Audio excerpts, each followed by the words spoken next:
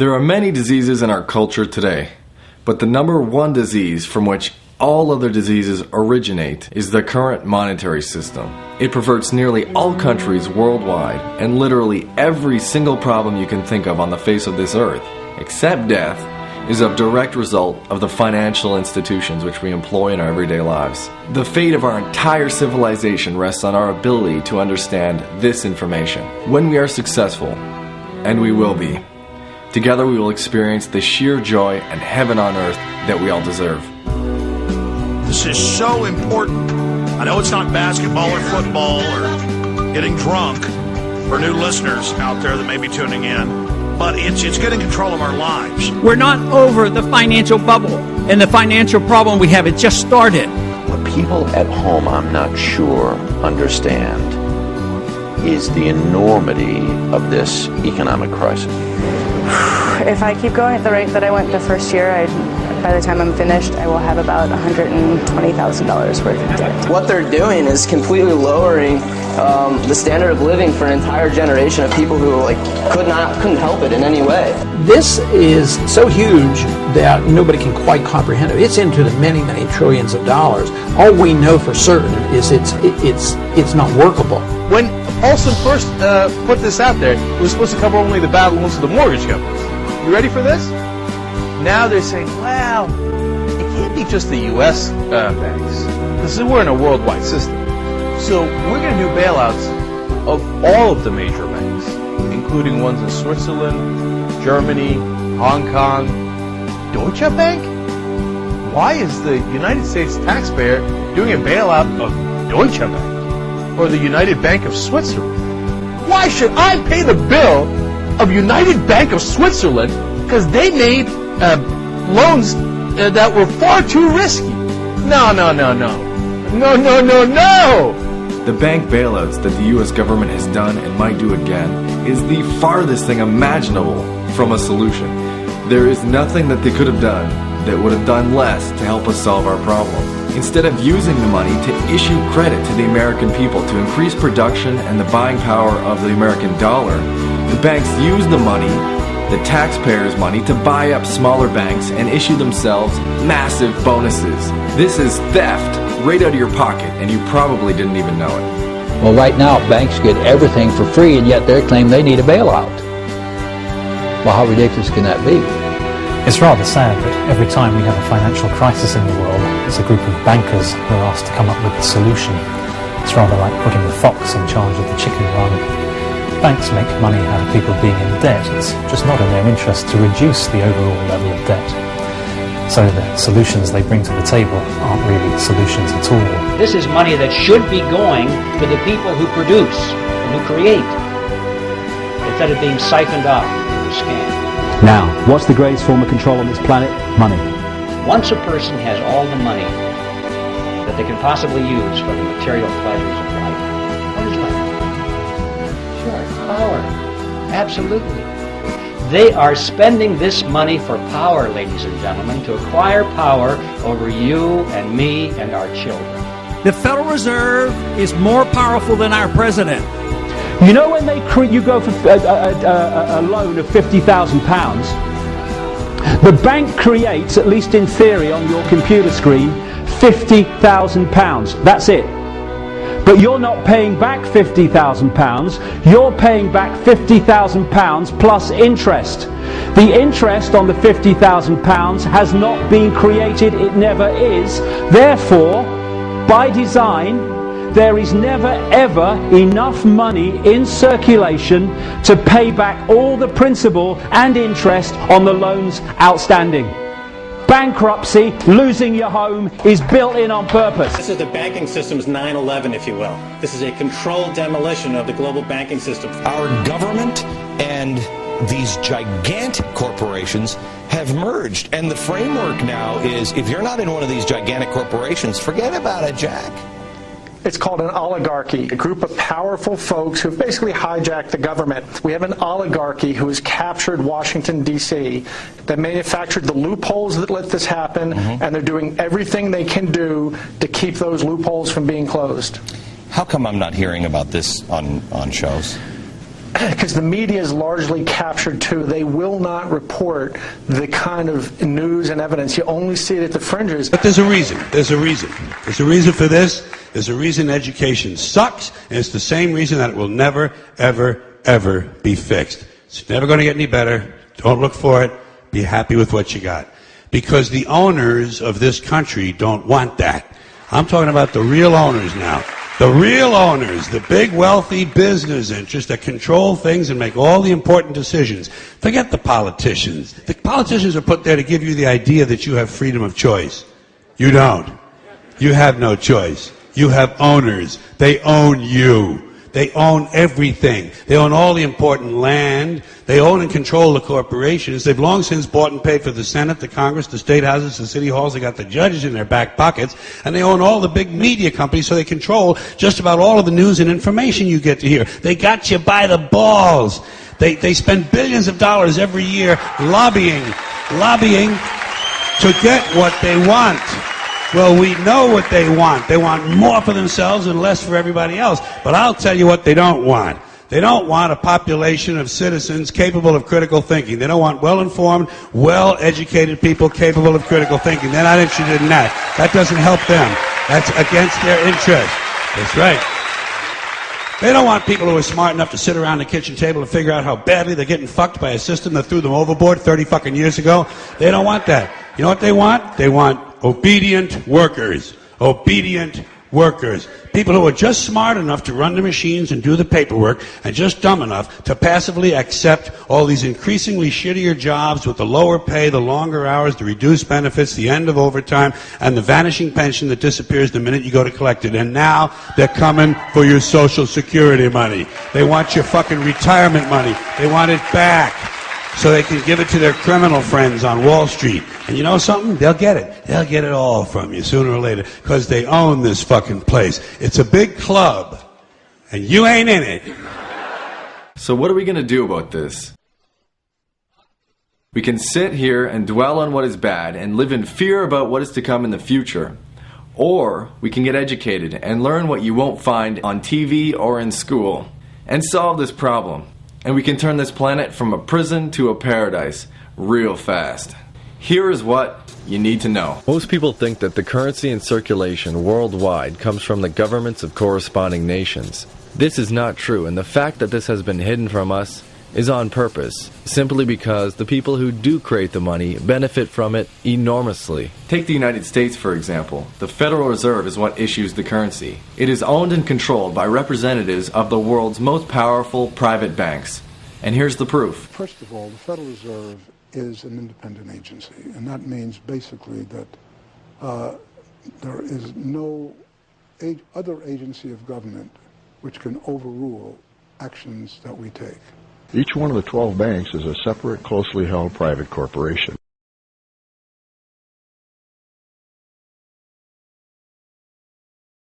Well, I, of course, obviously don't agree with Andrew at all. That money is not owned by the Federal Reserve. It's owned by the United States government. It is Treasury property.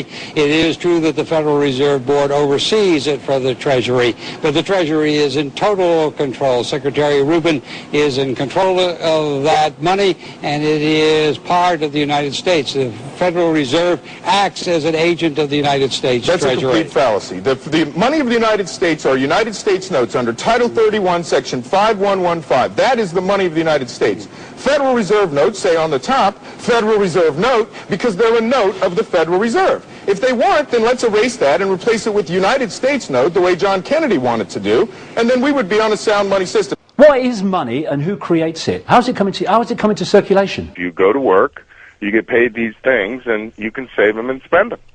Nobody bothers to ask where they come from, who creates them, how they get into circulation. These are all the basic questions that I think need to look. I've asked economists this question, they can't answer me. And see, you have to think all these little things that seem unimportant to so many people, you have to think all these things through if you're going to really make a workable monetary system. If you had a checkbook, which is what our Treasury is, it is a checkbook, and you had the power to write checks that no one would ever cash, which is what our money is because it has no backing in gold. So you're allowed to create checks that no one would ever cash. Would you write them yourself, Or would you give your checkbook to a friend, let him write the checks, and then borrow the checks back?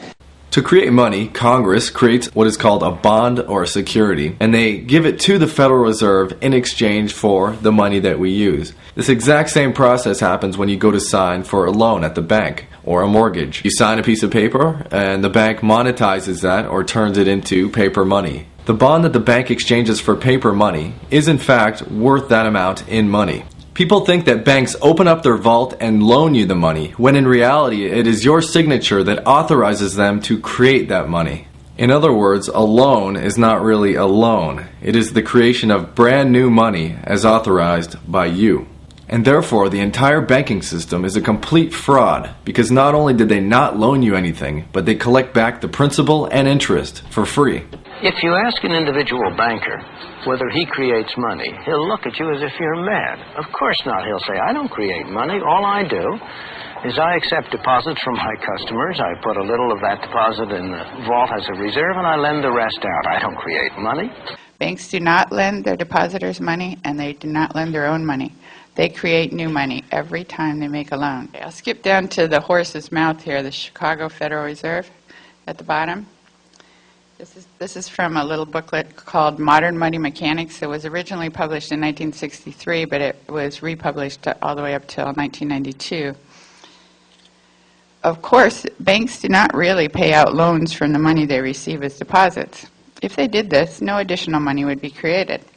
What they do when they make loans is to accept promissory notes in exchange for credits to the borrower's transaction accounts. All of our money, apart from a little 5% of it or so, is created by commercial banks. They create it by lending it to their customers. They create it as debt, that's to say, and they make interest on that. And that really doesn't make any sense. The public money supply should not be a source of private profit. Why do our signatures have value? Because everything in society is produced by the people. We are the source, the energy of everything that is created, and money is a representation of our labor. The problem with this system is that the Federal Reserve and equivalent banks in other nations of the world loan the money to us at interest. For the sake of this demonstration, let's say that this is $1. The bank loans you $1 at interest, and then you owe them 10% more back. Well, if this is all that's in existence, there is no 10% for you to pay back. And the only way that that 10% will ever be in circulation is if they loan somebody else $1.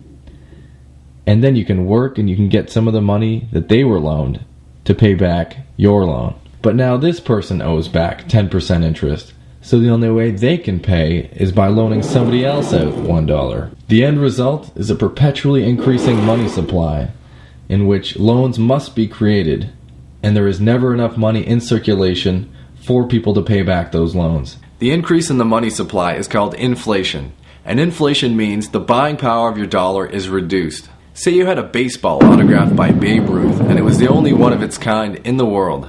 People would pay millions of dollars for it easily. Now, what if there were 1,000 baseballs in the world autographed by Babe Ruth? The individual price that people would pay for them would be a lot less. The more money that exists in circulation, the less that you can buy with it. So what we have is an unsound and insolvent system of money that results in the steady decline of the quality of life of the people.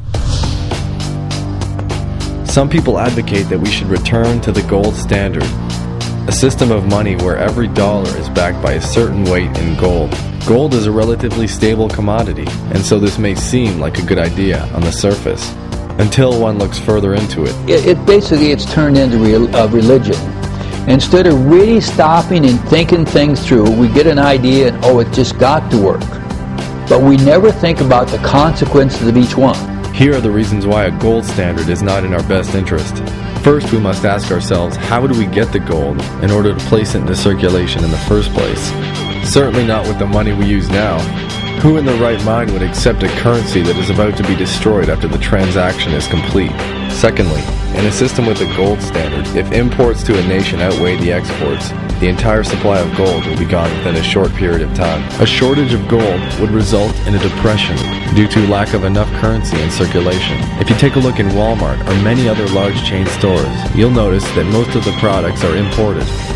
Within only a few years, the entire gold supply would be diminished. And my final and most important argument: the bankers own all the gold. This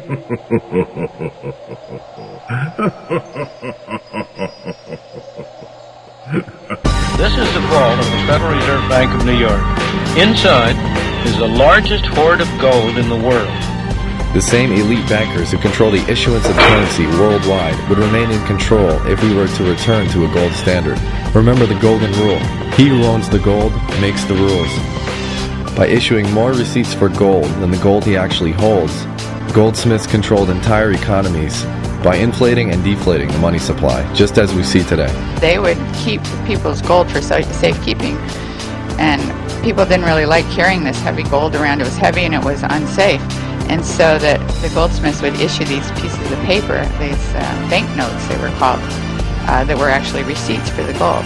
And then they discovered that people would want to borrow these notes, and they discovered that they could actually issue 10 times as many notes as they had gold, because people only came for their gold about 10% of the time.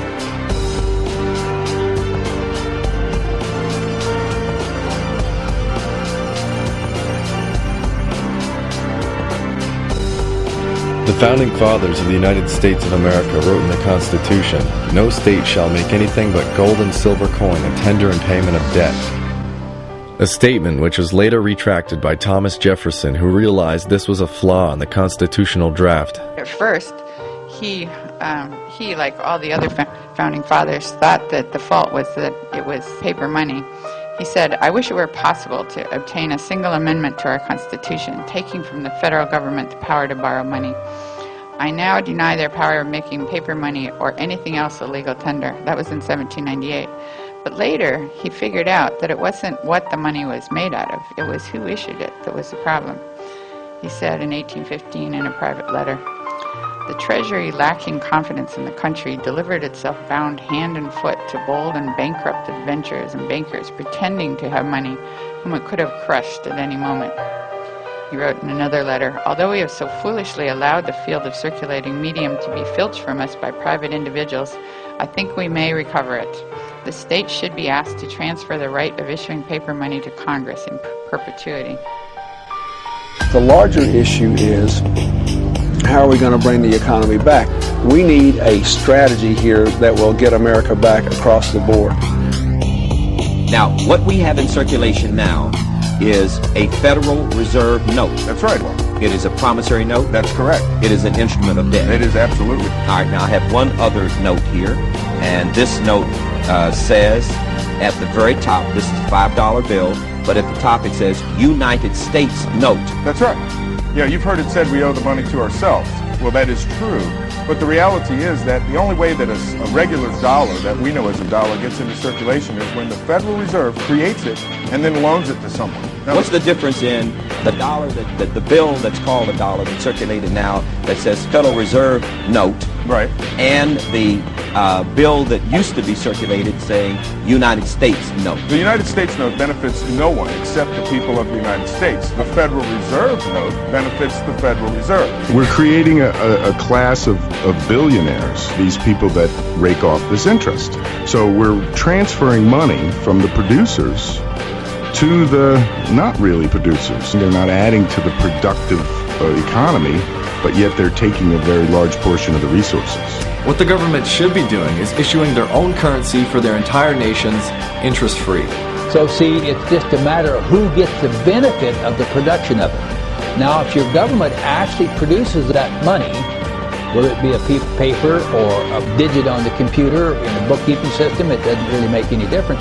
If that money is put into circulation in a way that benefits everyone equally, and everyone had to produce something of value, like a road, a bridge, or something else, then you have a very workable monetary system. My solution, and I hope you concur, is that we fire the subcontractor and get in there and run it ourselves, and then you're right, we won't owe interest on this debt. We nationalize the Federal Reserve Bank, and now all of their existing notes become our notes. It's the most efficient way to solve this problem. As long as the way the money is created is nationalized, and they are deprived of the privilege of creating as debt all of the money that all of us have to use. So let's just say in the example of the BP thing. Say if the government really wanted to take care of the precious waters in the Gulf and the people, all they'd have to do is print enough money that they need to go down there and take employ care as of many people as they many need. as they need to clean it up, to shut it off. Sop up every ounce, and if they want to send a bill to BP, they can. But and just send them a bill. And if they wanted to. Yeah, and if they don't pay, well, then sue them or don't let them back in. No, I say take their oil well. Or take their oil well. That's our oil well now, baby. This system has got to go.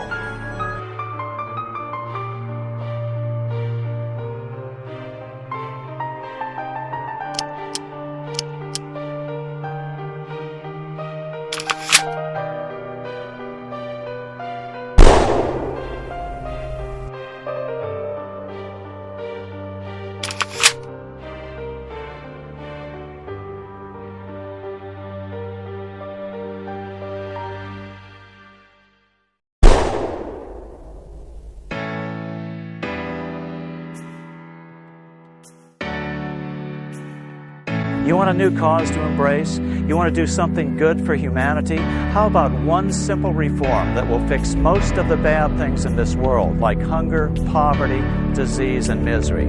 This is the ultimate civil rights struggle, humankind's escape from serfdom. Solutions at the state level will be easier to achieve initially before reform at the federal level is politically possible. An interesting fact is you don't have to have a federal charter to create a bank. States can charter banks as well. All it takes is a bill passed by the state legislature. Many states already allow state-chartered banks. The state then deposits all their funds into their new bank and can then utilize the fractional reserve principle to their advantage by making loans to themselves for roads, bridges, etc. at no interest. When the loans are repaid, the money is extinguished from the system. The beauty of this system is you create wealth without creating a permanent increase in the money supply and the consequent inflation.